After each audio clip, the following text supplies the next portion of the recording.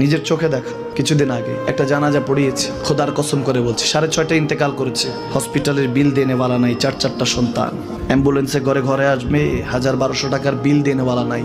কি বুঝলেন? ক্ষণস্থায়ী দুনিয়া। মুমিনের কম থাকলেও আমি বলি, কেউ যদি এসে বলে হুজুর একটু দোয়া করেন, খুব পেরেশানিতে আছি, আমি তার হাত চুমু খেয়ে বলি তোমাকে মোবারকবাদ, আল্লাহ তোমাকে ভালোবাসে। পেরেশানি তো মালিক দেয়, এই জন্য এটা রহমত মুমিনের জন্য। পেরেশানি দেয় যখন ফেরেশতারা বলে আল্লাহ চাইতেছে টাকা পয়সা চাইতেছে, বলে এটা কি? বলে ফাসেক, দে বিদায় কর। তার চাওয়া চাই, বিরক্ত লাগে, বিদায় কর, কি লাগে দে। মুমিন যখন চাইতে থাকে আল্লাহ আমাকে কিছু লাগবে, যখন একটু করে চায় আমার মাটাকে সুস্থ করে দাও, বাবাটাকে আল্লাহ আমার স্ত্রীকে, আমার আমাকে একটু তৌফিক দাও, চাইতে থাকে মুমিন। আল্লাহ বলে যখন ফেরেশতারা দেখে মুমিন চাচ্ছে, দেরি করতে পারে না, তাড়াতাড়ি খাজানা নিয়ে দিতে নেবে, আল্লাহ বলে রাখোস না, এত তাড়াহুড়া কিসে? তার চাওয়ার মধ্যে তো প্রেম আছে, একটু চাইতে দেস না। থাকুক না মুমিন আর একটু পেরেশান, থাকুক না, থাকতে দেস না।